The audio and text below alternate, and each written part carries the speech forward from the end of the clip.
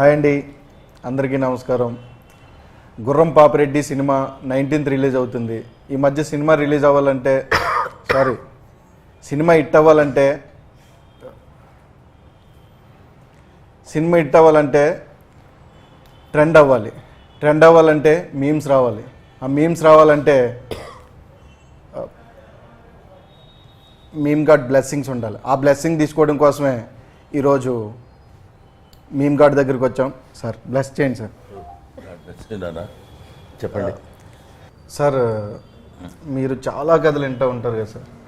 Particularly గుర్రం పాపిరెడ్డి సినిమాని okay చేయడానికి రీజన్ ఏంటి సార్? గుర్రం పాపిరెడ్డి సినిమాలో నాకు చాలా ఎక్స్క్లూజివ్ క్యారెక్టర్. అంటే ఈ క్యారెక్టర్స్ అన్నిటితో ఆడుకునే క్యారెక్టరు కొంచెం దాన్ని ఏమంటారు మెయిన్ క్యారెక్టర్ లాంటిది ఆల్మోస్ట్. అది దో హీరో హీరోయిన్ వాడు ఉన్న కామెడీ సెటప్ అంతా ఉన్నా కూడా డైరెక్టర్ నాకు స్టోరీ చెప్పినప్పుడు there is something new, there is novelty in this film అని యాక్సెప్ట్ చేద్దాం అనిపించింది. ఊరికి అలా చెప్తున్నాను కానీ సినిమా కూడా చేస్తాం కదా. నువ్వు సినిమాలో కదా విలన్వి? విలన్ కదా సార్. ఈ సినిమా కదా అసలు జనరల్గా సినిమాలో విలన్ క్యారెక్టర్స్ చేస్తాను. ఇక్కడ ఫ్రీగా ఉండొచ్చు, పెద్ద ప్రాబ్లం అలా ఉండాలి. ఇప్పుడు ఏదో మర్డర్ చేసి వచ్చిన వాళ్ళగా రైట్. ఎందుకంటే జీవన్ నాకు బాగా తెలుసు కాబట్టి తన మీద కొంచెం జోక్ చేస్తుంటాను. You are known as the the king of comedy atla anochu, and you have made so many crores of people laugh over the years. They not just like specific to our language but like everywhere all over the world, right? Ante who is that one person who makes you laugh the most? అదే ఉంటుంది పర్టికులర్గా ఇలా చేస్తే మనం కూడా నవ్వచ్చు అనేది. ఇది there is లాఫ్కు ఉన్నటువంటి పెద్ద advantage as well as disadvantage ఏంటంటే, మనం సినిమా చూస్తున్నాం అనుకోండి, సినిమా చూస్తున్నప్పుడు నవ్వొచ్చినప్పుడు ఆపుకొని ఇంటికి వెళ్ళి నవ్వలేం, ఇక్కడే నవ్వాలి, స్పాంటేనియస్గా నవ్వాలి. That shows the standard of comedy, the potentiality of comedy. అక్కడ చూస్తున్నాగానే భలే నవ్వొచ్చిందిరా అని. అదే మీరు ఫైట్స్ కానీ లేకపోతే రొమాన్స్ కానీ లేకపోతే ఇంకో క్యారెక్టర్ ఆర్టిస్ట్ కానీ అద్భుతంగా చేశాడనుకోండి, లేకపోతే ఈ సాంగ్స్ ఇవి చేశాడనుకో, ఇంటికి వెళ్ళిన తర్వాత సినిమా చూసి డైనింగ్ టేబుల్లో భోజనం చేస్తే భలే చేశాడు కదా సాంగ్ అని డిస్కస్ చేసుకోవడానికి ఉంటుంది. Comedy has no scope for that. So మనం ఇంత ఎందుకు సోది చెప్తున్నానంటే, మీరు అడిగిన ప్రశ్నకి ఒక చోట నుంచి మిమ్మల్ని నవ్వించగలిగింది ఎప్పుడు ఎక్కడ నవ్వొచ్చినా నవ్వుతాం. నవ్వటం అనేది very common factor for common human being. I believe in that. కానీ when was the last time that you remember అట్లా మీరు ఏడుపు వచ్చింది మీకు నవ్వుతూ? లేదు, అంత దారుణంగా ఎప్పుడైనా పాత టైంలో అన్న ప్రమాణం పూర్తిగా లేదు. నువ్వు మళ్ళీ పాత టైంలో కూడా నన్ను గుర్తు తెచ్చుకోమని 40-50 సంవత్సరాల క్రితం కూడా నవ్వలేదా సార్ అని కాదు. కళ్ళనీళ్ళు వచ్చేంత నవ్వు ఏమో ఐ డోంట్ రిమెంబర్. ఒకళ్ళు నవ్వారేమో తెలియదు. మీకు మీమ్ గాడ్ అని కూడా ఇప్పుడు రాజ్ కుమార్ గారు చెప్పారు కాబట్టి, do you see lot of memes? Do you enjoy watching memes? నాకంటే ఎక్కువ ఆడియన్స్ ఎంజాయ్ చేస్తారు కాబట్టి అది మీమ్స్ నా ఫేస్కి సూట్ అవుతున్నాయో లేకపోతే అలవాటైందో లేకపోతే అందులో స్టఫ్ ఉందో లేదో తెలియదు, but they are enjoying. Brahmanandam, the face of Brahmanandam motto is to make them others laugh. That maybe is giving most ఒక ఇన్ని కోట్ల మందిని నవ్వించే ఫేస్ భగవంతుడు నాకు ఇచ్చినందుకు I felt I shall be ever thankful to god. అటువంటిది సరే meme god, meme demo god అట్లాంటివి ఇవన్నీ వాళ్ళు ఇచ్చేవి ఉంటాయి కొన్నాళ్ళు. Of course we will enjoy it for time being. Sir, మీకు అసలు ఇంత ఇమేజ్ ఉన్నాక ఏదన్నా గ్రూప్ ఆఫ్ పీపుల్ని కలిసినప్పుడు ఫన్నీగా ఉండాలి అని ప్రెషర్ ఉంటుందా ఎప్పుడన్నా? నాకు ఫస్ట్ రెండు ఇదేంటంటే answers. First answer group of people కలిసిన తర్వాత అన్నారు నేను ఎప్పుడు గ్రూప్ ఆఫ్ పీపుల్ని కలవను first point. It's true, I'm not joking. ఎందుకంటే నాకు 2-3 కంటే ఎక్కువ ఉంటే గ్రూప్గా ఫీల్ అవుతాను నేను.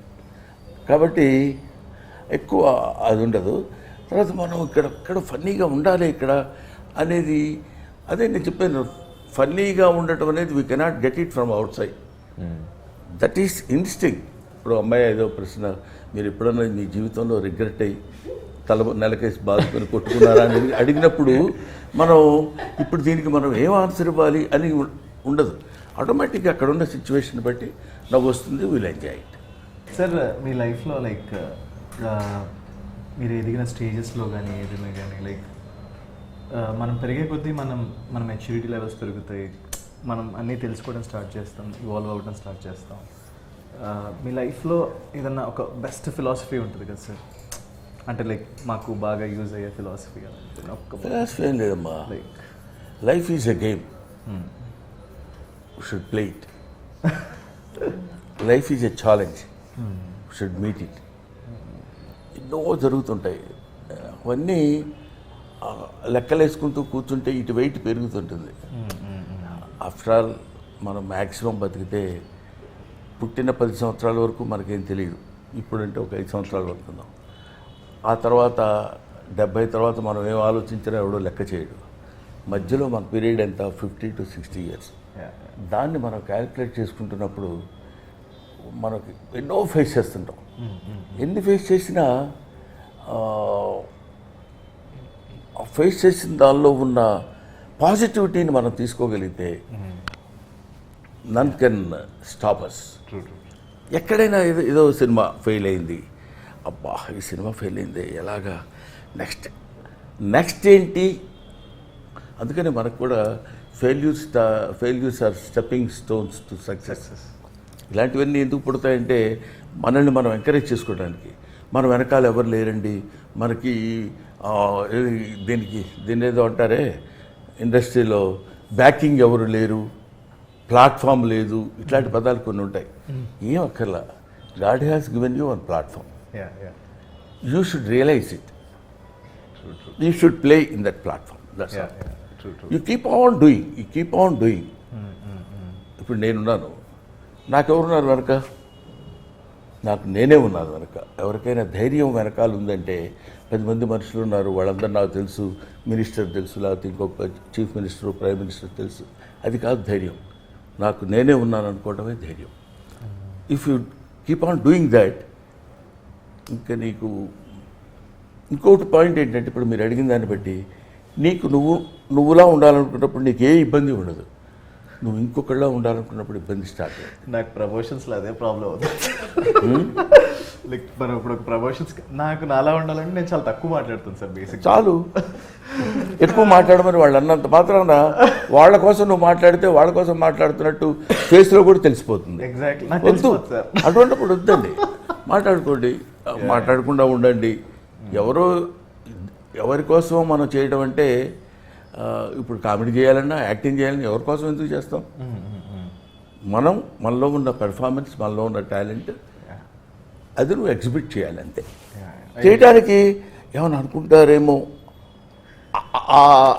ఆ ఇన్హిబిషన్స్ ఉన్నప్పుడు మనం we cannot do anything. True sir. నాకు అదే ఒక ఫియర్ ఉంటుంది సార్, వీడు హీరో.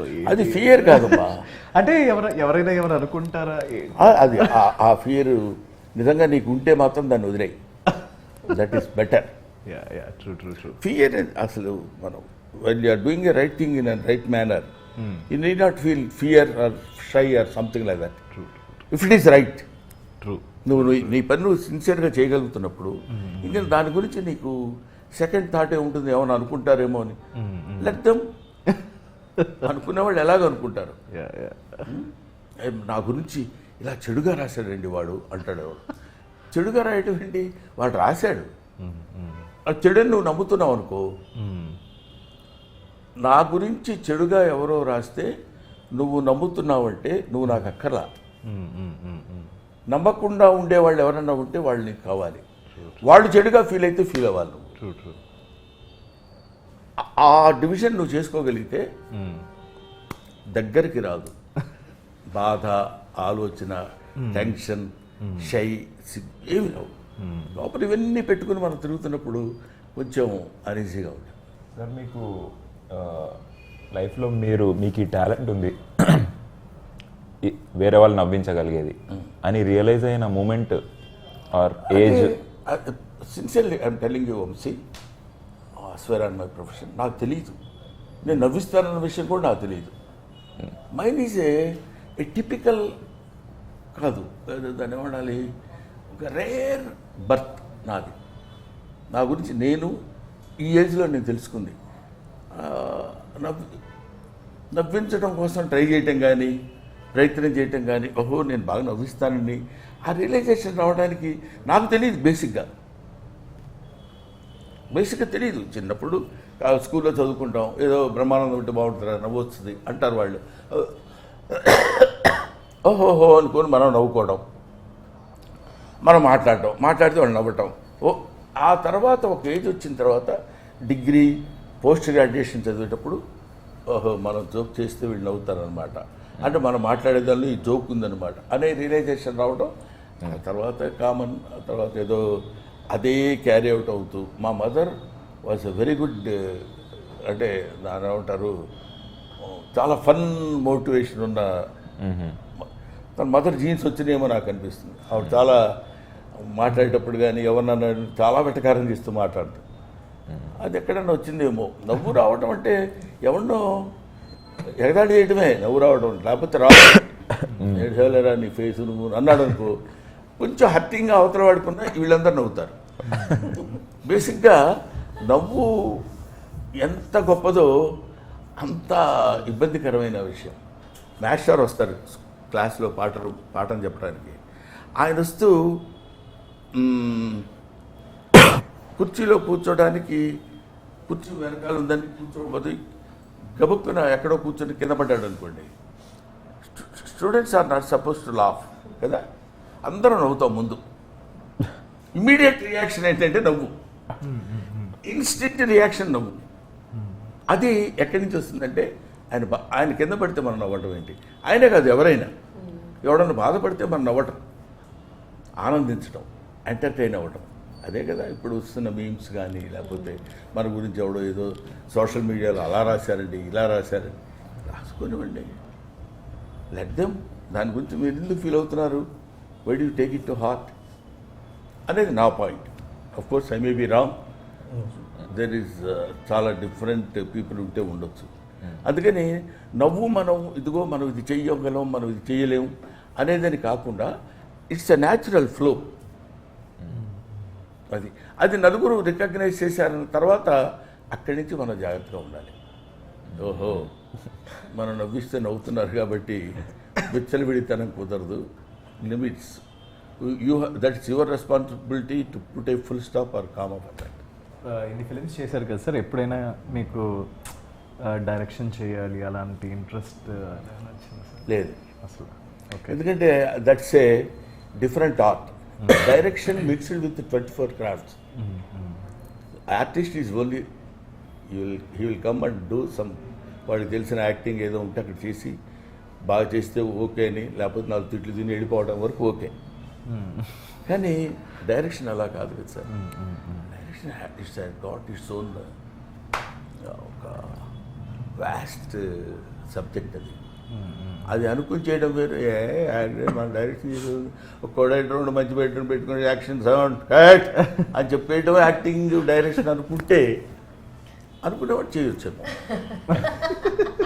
మన కథ విన్నప్పుడు ఎలా అనిపించింది సార్ మీకు? పేరు గమ్మత్తుగా ఉంది, గుర్రం పాపిరెడ్డి అని. అంటే కొత్తగా ఉంది, ఇదేదో కొంచెం వినటానికి ఏదో దాన్ని ఏమంటారు, క్యూరియాసిటీ ఉంది ఏంటిది అని. ఆ తర్వాత అతను చెప్పిన స్టోరీలు, చెప్పిన పాయింట్స్ అవి చూస్తుంటే, తర్వాత డైరెక్టర్ ఈ సినిమాకి పర్టికులర్లీ డీల్ చేసిన విధానం నాకు బాగా నచ్చింది. చెప్పినప్పుడు స్టోరీ బాగుంది, డైరెక్టర్ డీల్ చేసిన విధానం కూడా బాగుంటుంది అనే నమ్మకంతో నేను యాక్సెప్ట్ చేశాను. ముందు అసలు ఇయర్కి ఏదో కొత్త శబ్దం వినపడింది అన్న ఫీల్ వచ్చింది. ఓకే, మామూలుగా ఇప్పుడు గేదెల పాపిరెడ్డు ఇంకోటో ఎవరికి ఇష్టం వచ్చింది వాడు చెప్తారని. ఇప్పుడు నాకు తెలిసినంతవరకు నా ఎక్స్పీరియన్స్లో కొంతమంది ఏం చెప్తారంటే, నా అనుభవంలో చెప్తున్నాను అని మొదలు పెడతాడు, మొహం పెద్ద గంభీరంగా పెట్టి, వీడు అనుభవం ఎవరికి కావాలి, అది ఎదుటివాడిని ఎంటర్టైన్ చేసిందా లేదా, సింపుల్ లాజిక్. అంతే సార్. అది మనకి ఉన్నప్పుడు ఆటోమేటిక్గా మన వాళ్ళు దాన్ని ఏమంటారు, వాడు ఎవరు ఏంటి.